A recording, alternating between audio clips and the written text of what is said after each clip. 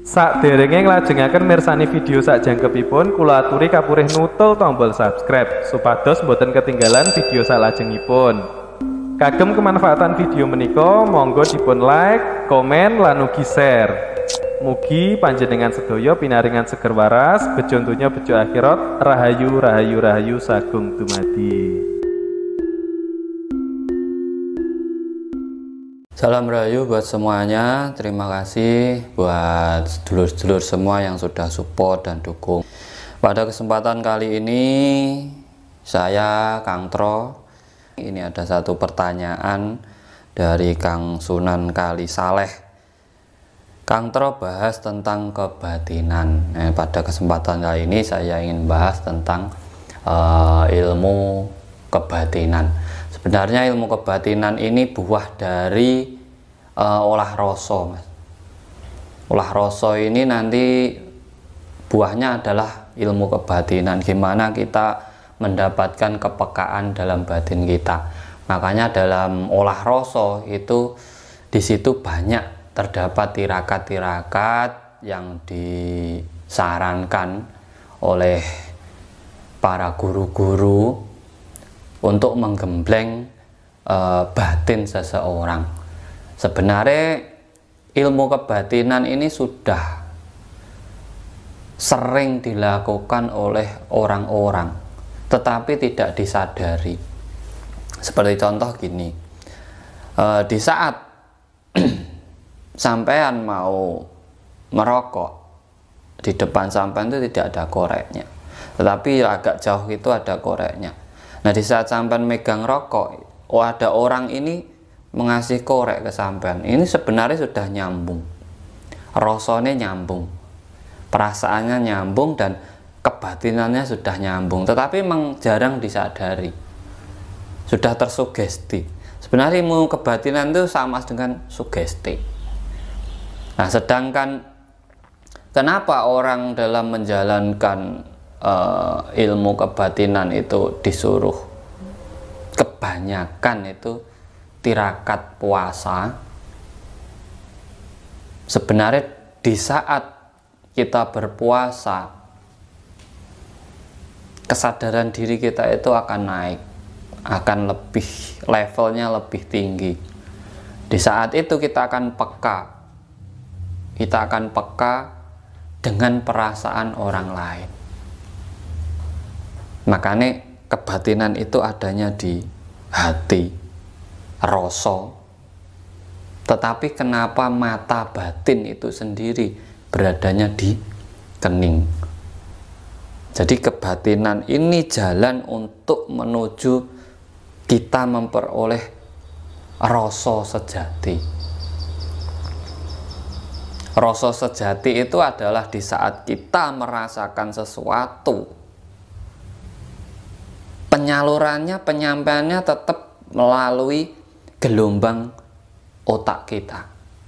Bukan rasa kita, tapi gelombang otak kita. Ini sebenarnya yang menyampaikan kepada gelombang otak yang lainnya, ataupun ke otak-otak yang lainnya, ke pemikiran yang lainnya. Kalau rasa ini tidak bisa.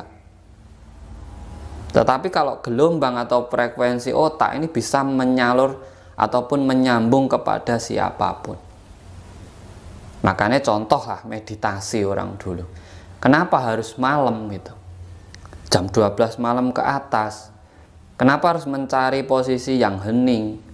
Karena di saat hening ataupun posisinya sunyi, ini akan lebih cepat menyambungkan frekuensi otak itu kepada orang-orang yang lainnya. Ini sebenarnya kebatinan juga. Kebatinan juga. Bahkan ada fenomena dalam spiritual itu buka mata batin. Ada itu. Ijazah ilmu kebatinan. Kalau tafsir saya ataupun versi saya, tidak ada seorang pun yang bisa membuka mata batin dari seseorang. Tidak ada seseorang pun bisa membangkitkan kebatinan dalam tubuh seseorang. Karena apa? Manungsa iku kuwasa ning gak bisa nguasai. Orang itu berkuasa atas dirinya sendiri, tetapi dia tidak akan bisa menguasai milik orang lain. Nah, batin, kebatinan itu ada dalam diri kita sendiri. Orang luar ini sebenarnya hanya memberi sugesti kepada diri kita agar kita dengan sendirinya membangkitkan rasa ataupun kebatinan dalam diri kita itu. Jadi penggemblengan sampean itu bukan tidak ada gunanya. Itulah yang dinamakan olah rasa. Mengolah rasa yang ada dalam diri kita sehingga kita bisa menempatkan rasa yang pada tempatnya masing-masing, di mana di saat kita rasa untuk hidup, rasa untuk marah, rasa untuk sesama lawan jenis, itu bisa kita tempatkan masing-masing pada porsinya. Tetapi kenapa mata batinnya di atas, di otak? Berarti apa yang kita rasakan itu belum tentu sesuai dengan kehendak Tuhan. Kita berhak merasakan apapun, rumangsa oleh wae. Ning kudu bisa ngrumangsani. Nah, rasa sejati itu apa yang kita rasakan, kita pikirkan, dan itu kita ambil hikmahnya untuk orang lain bagaimana. Baik, tidak, pas atau enggak. Dan apakah rasa yang ada dalam diri kita ini sesuai dengan orang lain. Terkadang kita merasa benar, belum tentu orang lain merasa benar. Sesuatu yang sudah kita anggap benar sekalipun terkadang masih disalahkan oleh orang lain. Ini kalau bicara tentang kebatinan, tentang rasa, nggak ada habisnya, Mas. Karena ini pelajaran dasar ngolah rasa, cipta, karsa, karya. Di saat kita bisa menguasai kebatinan atau rasa kita akan bisa mencipta sesuatu. Contohnya impian kita. Awalnya dari rasa, dari batin juga. Saya ingin memiliki mobil. Akhirnya dari batin, nyipta kita, Mas, berusaha, mengumpulkan, bekerja, berusaha payah untuk mewujudkan atau mencipta batin atau rasa kita ini. Makanya rasa sejati itu ya kebatinan sejati. Kebatinan yang benar-benar dirasakan juga difikirkan. Nek dirasakan saja ndak akan sampai. Gak ono wong ngrasa aku ki luwe pengen mangan, cukup ngono terus wareg, gak ono. Kudu dipikirke iki aku ben iso mangan piye. Manganku ki opo, enake opo, sing enek opo, nek ra enek piye. Lah iki kudu dipikirke, iki jenenge rasa sejati. Beda karo rumangsa. Nek rumangsa ki mung aku ki pinter. Wis cukup. Dia tidak mau memandang orang lain. Di atas langit masih ada langit. Sesakti-sakti kita pasti ada di atas kita yang lebih sakti. Sekuat-kuat kita pasti ada kelemahan kita. Ini kesadaran diri. Nah, kebatinan ini yang sebenarnya sudah terbiasa kita lakukan dalam masyarakat. Sebenarnya sering kita lakukan, kita memberi orang, menolong orang, kita meringankan beban orang, kita menasihati orang, itu adalah wujud dari kebatinan. Jadi kalau ada yang ngomong kebatinan, membuka mata batin, terus bisa melihat setan ataupun dedemit atau apa, itu salah, Mas. Salah banget. Penampakan itu terlihat dari rasa ketakutan kita, naik ke pikiran kita, akhirnya kita ciptakan lewat cahaya mata kita, akhirnya menjadi sebuah penampakan sesuai yang kita rasakan. Pocong ki awet zaman dahulu sampai sekarang kuwi ya pakai mori, talinya 3. Itu aja dari dulu sampai sekarang.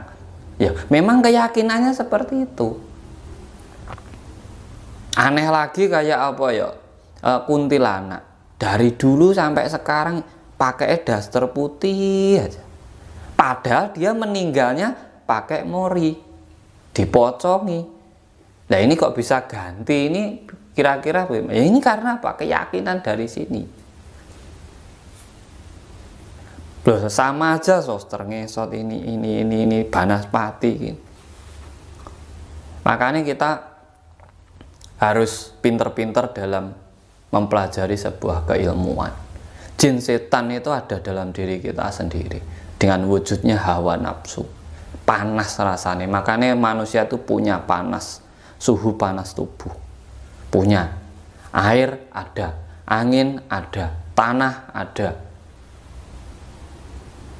seluruh unsur alam itu ada dalam jagat gede manusia. Kita itu menampung seluruh unsur di alam semesta. Makanya dalam belajar kebatinan sebenarnya kunci untuk cepat belajar ilmu kebatinan itu hanyalah kesadaran diri. Sadar awake dhewe. Yen awake dhewe ki susah, tahu ngalami susah, oh gak penak kalau ada orang susah ya kita kasih. Itu sebenarnya nyambung wis, gak usah poso nyambung. Gak usah nggo montor sudah nyambung.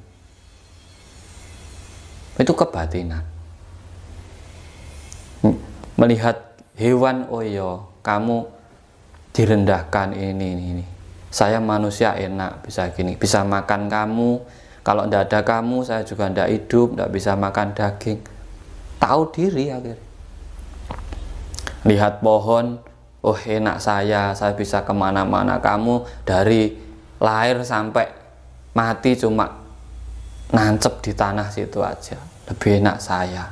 Tanpa kamu saya juga kehidupan saya kurang lengkap. Bagaimana saya buat kursi, buat pintu, makan sayur, tidak ada. Jadi itu sebenarnya kebatinan tuh di situ. Orang terus belajar kebatinan, buka mata batin, delok demit-demit, rasain energi. Lah energi itu di mana aja ada ya. Nggak ada tempat di alam semesta ini yang nggak ada energinya, itu nggak ada. Semua ada. Negatif positif pasti, kalau nggak ada dua ini lampu nggak nyala mas. Pasti ada positifnya, ada negatifnya. Itu serasa dibahas. Ada. Pasti ada. Nah itu yang akan menyusahkan hidup kita kalau kita hanya membahasnya itu. Belajar dari A sampai Z yang difokuskan cuma ingin melihat dedemit. Kenapa enggak belajar tentang ilmu ketuhanan, di mana kita hidup, dari mana kita asal kita hidup, raga kita dari mana, tujuan kita apa, terus kita kembali kemana. Itu kan lebih bagus belajarnya daripada hanya nonton goib. Wong jelas manusia itu lebih sempurna daripada dedemit, malah kita yang sempurna nyari demit. Demit temu kita juga takut, wes podo menungsone wedi, demite wedi. Jadi makanya tidak pernah ketemu, baru nyampe ini sudah lari sini. Kalau ketemu yo lari, wes podo wae.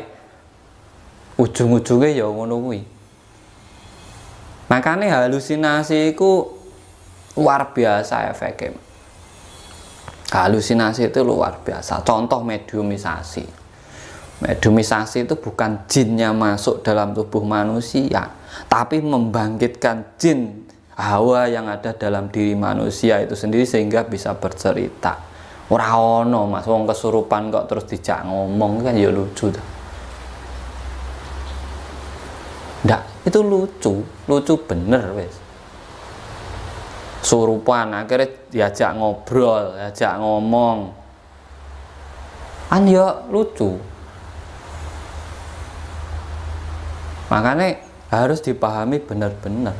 Benarnya orang itu ya hanya mengikuti sugesti yang memasukkan jin itu. Wis tak leboni yo duet. Dadi tersugesti dia itu, bukan kok kemasukan jin, ndak tersugesti. Wampleng ngene pelok ngene mesti waduh mesti dia sadar dari sugesti ini. Ndak percaya sampean boleh praktekkan. Saat orang dimasuki jin ngomong, wamplengnya Mas, peleng. Sadar apa ora? Kalau ndak gitu ambil air peceren gitu. Sadar ra, kok mesti dia lari Mas ya. Jinnya lari dewi wis. Ya ini belajarlah yang benar-benar agar apa kita menemukan tujuan hidup kita yang sebenarnya. Kita itu dihidupkan bukan semata-mata hidup-hidupan. Kita itu ada gunanya, ada tugasnya, ada manfaatnya. Tidak ada Tuhan menciptakan sesuatu itu kalau tidak ada manfaatnya. Pasti semua ada manfaatnya.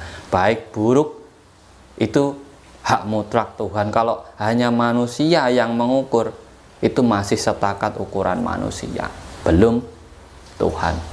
Makanya dalam hal kebatinan ini hanyalah pelajaran dasar Mas, dimana kita nanti bisa dari rasa kita ini kita bisa mencipta sesuatu yang akhirnya akan menjadi ciri khas ataupun sejarah dalam hidup kita ataupun perjalanan hidup kita, sehingga kelak di saat kita tidak ada ini akan menjadi sebuah cerita untuk anak cucu kita. Nah, ini semoga bermanfaat buat masing. Kalau ingin lebih lanjut ya sampean WA saya sendiri aja. Dari saya terima kasih. Salam rahayu, rahayu, rahayu sagung dumadi. Terus sembah nuwun.